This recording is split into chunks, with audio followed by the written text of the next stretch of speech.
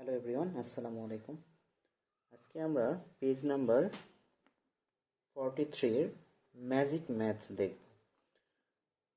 Page number 43 এর প্রথমে যে ম্যাথস 5 আছে, এটাকে বলা হয় ম্যাজিক ম্যাথ। তো ইন্টারেস্টিং ফ্যাক্ট হচ্ছে এই ম্যাথগুলা চাকরির বিভিন্ন পরীক্ষাতেও আসে, এরকম মেন্টাল অ্যাবিলিটি বা এমনিতেও আসে, ম্যাথ আকারেও আসে। সো এটা খুবই গুরুত্বপূর্ণ একটা বিষয়। তো এটা কিভাবে করতে হবে চলুন আমরা দেখে নিই। তো এখানে একটা ম্যাথ দেওয়া আছে, এখানে 2 3 আর এখানে বক্স 3, এখানে বক্স, এখানে বক্স। তার মানে ফাঁকা জায়গাগুলোতে কি হবে সেটা আমাদের মূলত এখানে কি করতে হবে, বসাইতে হবে। তাহলে আমরা কিভাবে ম্যাথগুলা করব, মানে প্রথম অবস্থায় আগামাথা কিছুই বোঝা যাবে না। তো ম্যাথগুলা করার প্রথম টেকনিকই হচ্ছে আমরা শেষ থেকে শুরু করব। তো কীরকম, যেমন এখানে আছে 9, তো 9 আছে, এখানে 0 আছে আর এখানে কিছু নাই। তার মানে জিরোর সঙ্গে কিছু একটা যোগ করেই তো এটা 9 হয়েছে। কেন জিরোর সঙ্গে কিছু যোগ করে 9 হয়েছে? কারণ এটা একটা গুণ।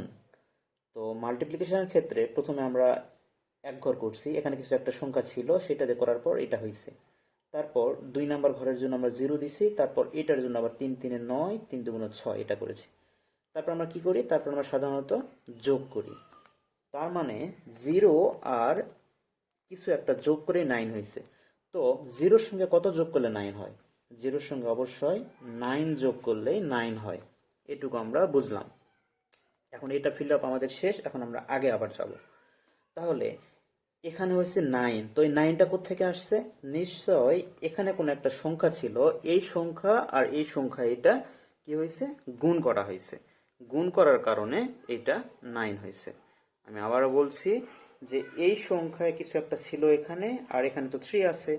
তো এই দুইটা সংখ্যা এখানে কি করা হয়েছে, গুণ করা হয়েছে। গুণ করার কারণে 9 হয়েছে। তো 3 তো এখানে আছে, আর এখানে কত গুণ করলে 9 হবে? তাহলে আমরা টাইমস টেবিল পড়ে যাব। 3 ঘরে 3 1 আর 3, 3 2 আর 6, 3 3 আর 9। তার মানে এখানে আমাদের 3 হচ্ছে। এখানে আমরা যদি 3 বসাই তাহলে সেটা হয়ে যাচ্ছে 9। তাহলে এটা আমার ফিল আপ করা শেষ। এখন আমাদের এই বক্সটা আমরা ফিল আপ করবো। তো এই বক্সটার ক্ষেত্রে আমরা দেখতে পাচ্ছি যে এখানে কি করতে হবে, এখানে যোগ করতে হয়। কারণ 0 আর 9 যোগ করলে 9, 9 আর 6 এখানে আমরা যোগ করলে কত হবে, 9 আর 6 যোগ করলে হবে 15, 15 এর 5, হাতে থাকে আমার 1। এই যে 6 আর 1 7 এটা দেওয়া আছে, তার মানে এটা আমাদের হয়ে গেল। তাহলে মেন ফ্যাক্টটা কি? ফ্যাক্ট হচ্ছে এখানে কি করতে হবে, শেষ থেকে শুরু করতে হবে। এইটার ক্ষেত্রে একটু ঝামেলা হবে, আমি একটু করে দেখাই, তাহলে বিষয়টা ক্লিয়ার হবে সবার। সেটা হচ্ছে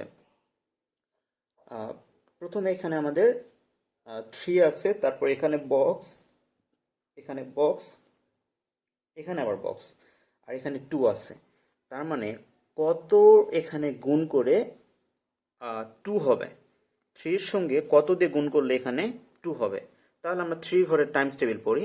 3 ঘরে আমরা যদি টাইমস টেবিল পড়ি তাহলে আমাদের দাঁড়ায় কি, 3 1 আর 3, 3 2 আর 6, 3 3 আর 9, হচ্ছে না 3 4 আর 12। হ্যাঁ, 3 4, 3 4 মিলে কত হচ্ছে 12। তার মানে 12 এর 2 আর হাতে থাকে আমার 1। সেক্ষেত্রে এটা এখানে হইতে পারে 4, আমাদের এখানে কি হতে পারে। তাহলে যেহেতু হতে পারে আমি এটা দিয়ে দিচ্ছি 4।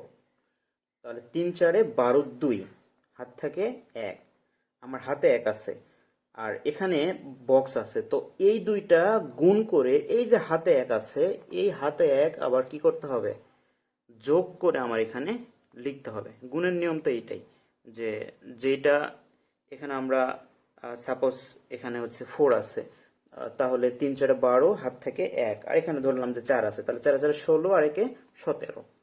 তো বিষয়টা এরকমই, যে হাতে আমার 1 এখনো আছে, তাহলে এখানে কত 17 হয়।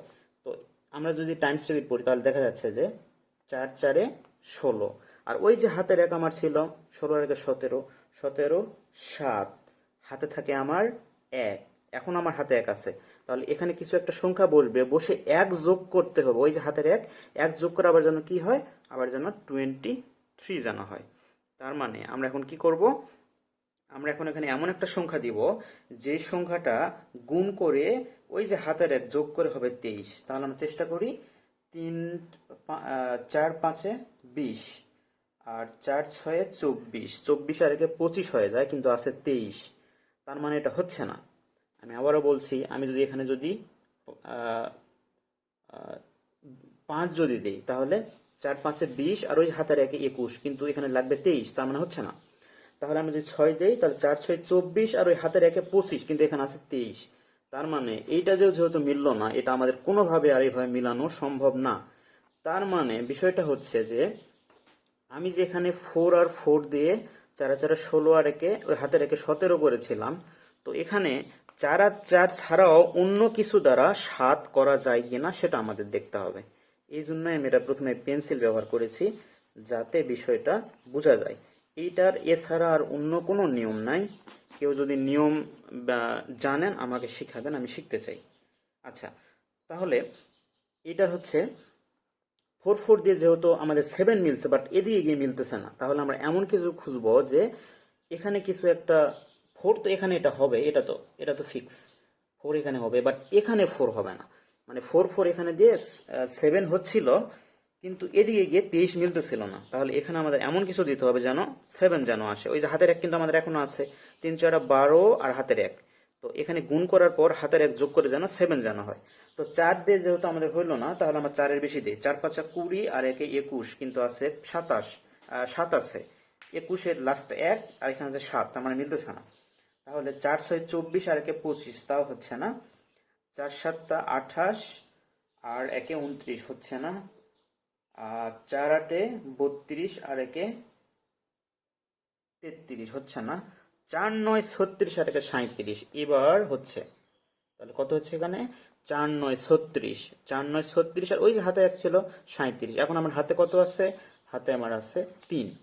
আমার হাতে আছে 3, কারণ এটা 37 হয়ে গেছে। তো 37 এর 7, হাতে আছে আমার 3। এখন আমি এখানে এমন কিছু সংখ্যা বসাবো এবং 3 যোগ করবো যাতে 23 হয়। তো সিম্পল 5 এখানে বসাইতে হচ্ছে। তো 4 5 20 আর এই যে 3 যদি আমি যোগ করি তাহলে 23। তার মানে এইটাই হচ্ছে এর এক্সাক্ট আনসার। তাহলে আমরা আশা করি আমরা বুঝতে পারছি। তো এখানে আমি কিভাবে বুঝলাম যে 5 আসবে? তো এটা প্রথমে কি করতে হবে? নামতা পড়ে পড়ে বুঝতে হবে যে আমি ঠিক আছে 1 দিয়ে দেই, 2 দিয়ে দেই, 3 দিয়ে দেই। এভাবে নামতা পড়ে পড়ে আমরা সহজেই বুঝতে পারবো। তাহলে এর পরেরটাতে আসি। এইটা হচ্ছে এখানে 0 আছে আর এখানে কিছুই নাই, আর এখানে যোগফল হচ্ছে 3। তার মানে 0 এর সঙ্গে কত যোগ করলে 3 হয়? অবশ্যই 0 এর সঙ্গে 3 যোগ করলে আমাদের সেটা কি হয়ে যায়? সেটা আমাদের 3 হয়। আচ্ছা, তাহলে এটা আমাদের গেল। এখন এই বক্সে আমরা যাই। তো এখানে 9 আছে আর এখানে বক্স আছে, তার মানে এখানে এমন একটা সংখ্যা বসবে যেটা গুণ করে হবে 3। গুণ করে কি হবে? 3। তাহলে আমরা সংখ্যা বসানোর চেষ্টা করি। 9 কে 9, 9 দুগুণে 18, 3 9 27, 4 9 36, 5 9 45, 7 9 63। এটা একটা সম্ভাবনা আছে। 7 গুণ 9 কত হচ্ছে? 63। তো 63 3 আমরা এখানে এই যে বসে যাচ্ছে। তার মানে এখানে যদি কি হয়, 7 আমরা যদি দেই তাহলে সেটা একটা সম্ভাবনা আছে।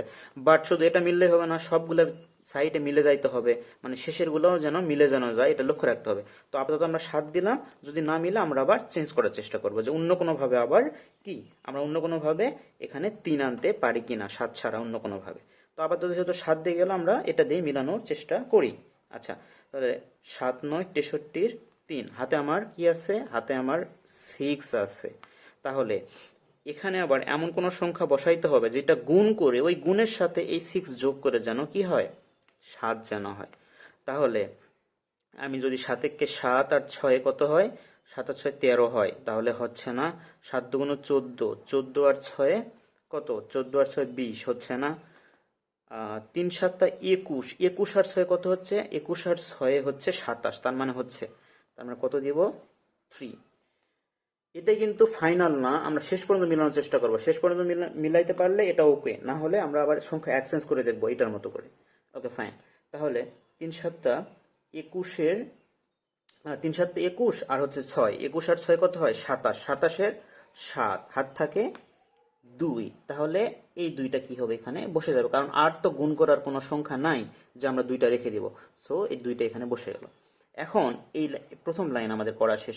দ্বিতীয় লাইনে যখন আমরা আসছি এখানে 0 একটা দেওয়া আছে। এখন এইটার সঙ্গে এইটা আবার গুণ করে এখানে একটা কি করতে হবে, একটা সংখ্যা বসাইতে হবে।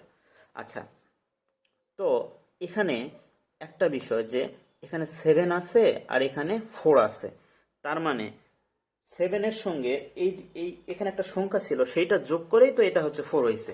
তাহলে কত যোগ করলে 4 হয়? 7-এর সঙ্গে অবশ্যই আমরা যদি 7 যোগ করি তাহলে 7 7 14 হয়, 14 4 হাত থেকে 1 হয়, মানে এখানে 7 হওয়ার পসিবিলিটি একটা আছে।